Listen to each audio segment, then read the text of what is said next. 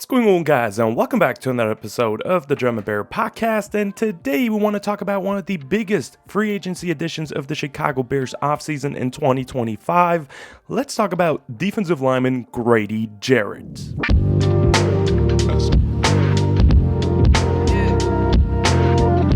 And today I'm extremely excited to talk about my favorite free agency signing that the Chicago Bears had this offseason. Obviously, like I said in the intro, let's talk about Grady Jarrett today. But with today's film room, I also want to kind of show you a new way of how I want to do my videos moving forward, especially my film breakdowns. So as the video goes on today, you can expect this structure to apply for every single video moving forward.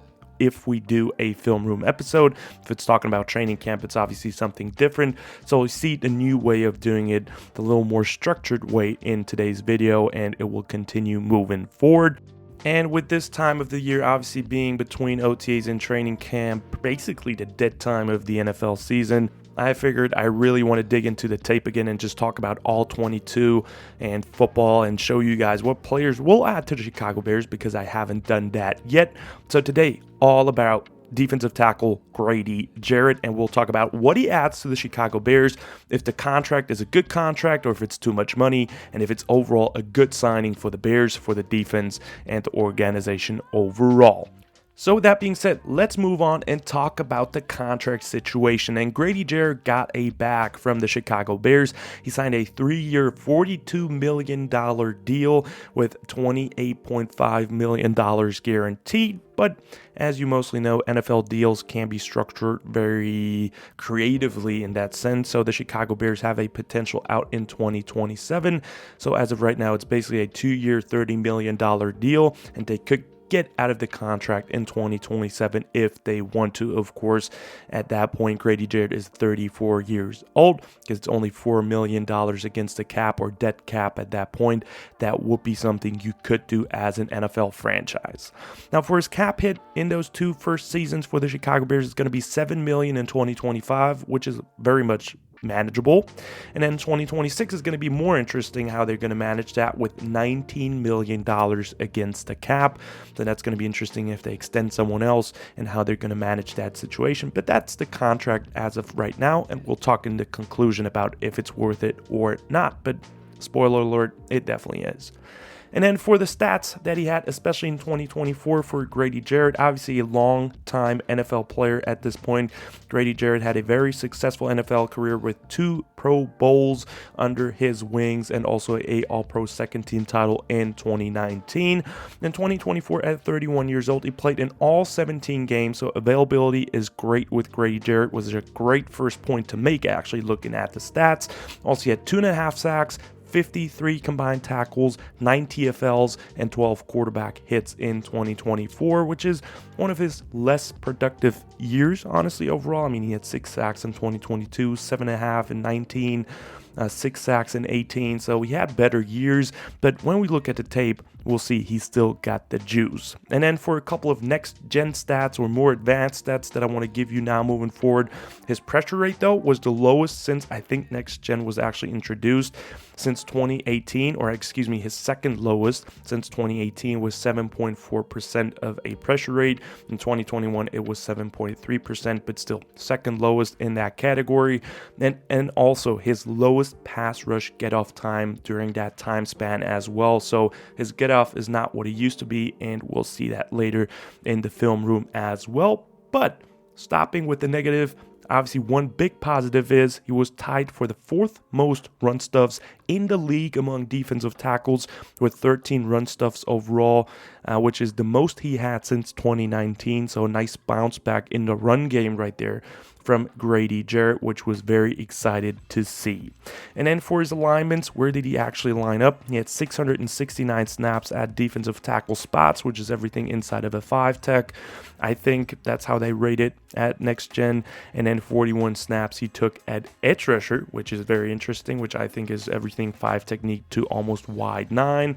And watching the tape, mostly it is 5 technique, so don't get excited. You will see any wide 9 tape from Grady Jarrett, but a lot of reps at 5 technique, still 41 overall.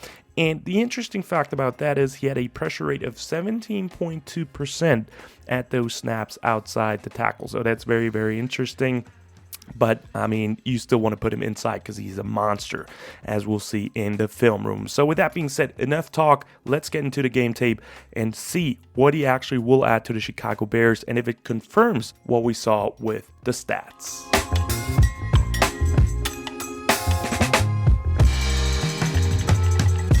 All right, and now in the film room, we will look at the run defense first. I mean, he is still a excellent and has been a excellent run defender. And talking about Grady Jarrett, he can line up everywhere at the defensive line spots, but as a run defender taking on double teams, he is an absolute monster, and you can still see that on tape. One big plus I want to talk about, first of all, is his anchor against double teams. No matter which game I watched, he had showed incredible core strength to hold up against big double teams by big offensive linemen. He does not get moved on the line of scrimmage at all, and is very impressive considering he has a pretty small frame and is a very compact build player. I mean, Grady Jarrett stands at 6 foot, 288 pounds. It's not the biggest defensive lineman you've ever seen, but he has no issues anchoring and playing against double teams, which was great to see. He's going to add a lot of value. Next to Andrew Billings now, of course, too, who can rotate now with Grady Jarrett. So anchoring against double teams was a big plus I saw on tape. As for the next big plus I want to talk about, it's definitely his block shedding as well and being a gap sound football player. No matter how many block him, if it's a double team or a solo block, he has the power to uphold. And if it's against a solo block, then though, I mean, he has great patience off the line, playing his gap and not being moved at all from his spot.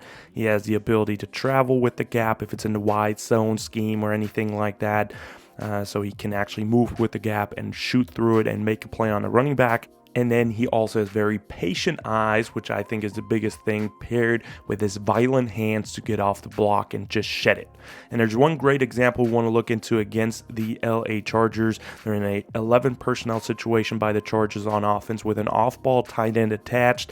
And the Falcons answer that with a bare front cover one look. And Grady Jarrett in that situation is at 3 technique, responsible for the front side B gap with a safety filling down as well to help out against the run game.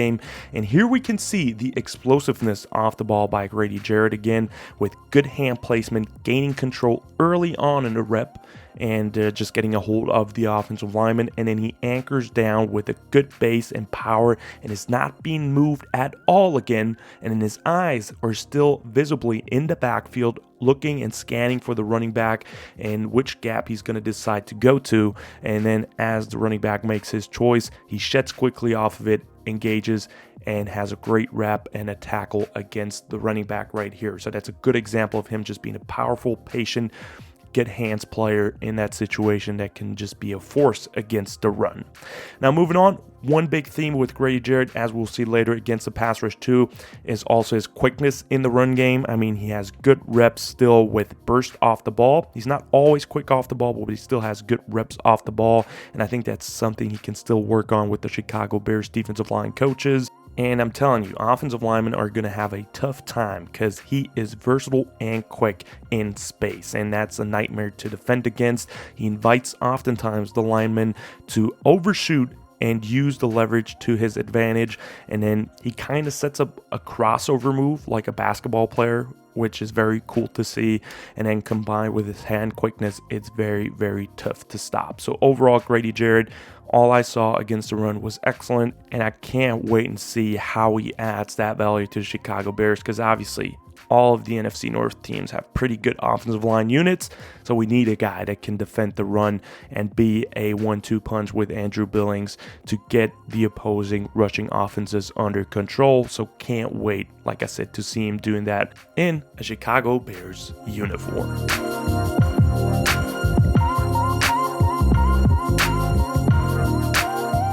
Now, with the pass rush for Grady Jarrett, he didn't have the most productive year in 2024, as we already said in the stats part of today's video. He's not the most efficient pass rusher anymore, but I think the tape showed that he is still that guy, and he can be a productive force for the Chicago Bears to work off of in third and long, second and long situations, getting after the quarterback.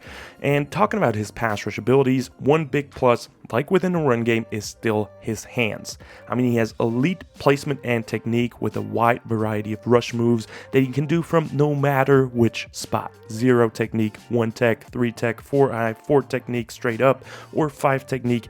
He has been successful in all of those spots, and he can wreak havoc for the opposing team's passing game. Now, one situation I want to talk about a little bit more is against the Philadelphia Eagles, which is obviously one of the more productive and great offensive lines, if not the best offensive line unit in the NFL.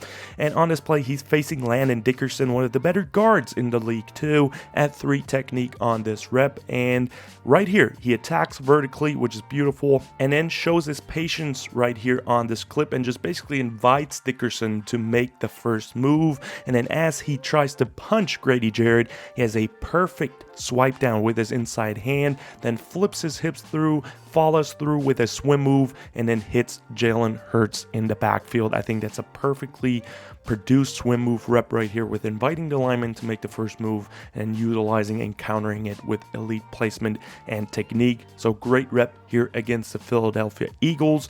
As we'll get a little bit more into the tape at 5 technique, which is very interesting. I just want to show you guys because I think it was really fun watching him at 5 technique, and it shows how good of an athlete he actually is.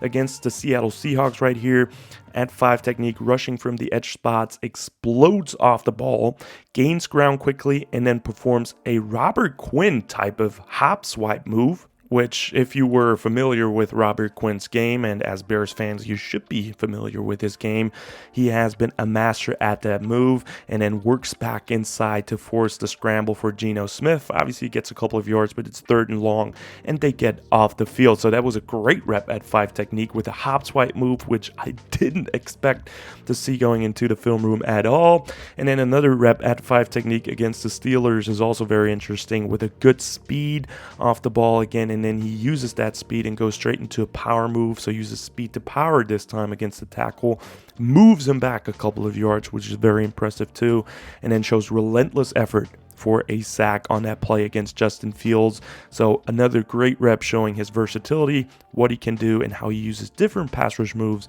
to get to the quarterback ultimately. And with all that being said, we're already at the conclusion of today's video.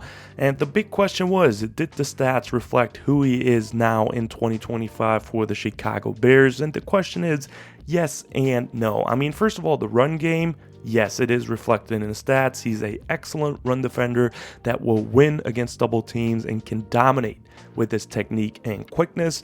And in the pass rush stats, I mean, kind of, they were true and kind of not. I think the stats were a little bit disappointing, but the tape was not disappointing at all. I believe in Grady Jarrett, and as a pass rusher, he will be a versatile threat for the Bears that can still be very productive.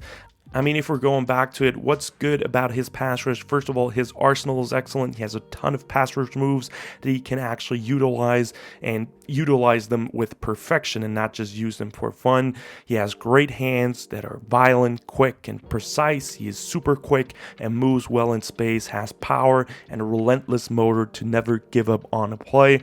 And then what's negative a little bit is his get off. I think he can get better at that again, but he had a low in stats, and you saw it on the tape. It was not the fastest off the ball all the time. And then just the finishing. I mean, those 2.5 sacks in 2024, I think he could have had a lot more if he just finished the play.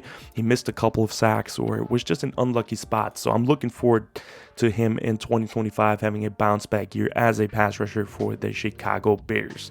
And then the last thing we have to talk about as a player, as a person, the Chicago Bears locker room and organization.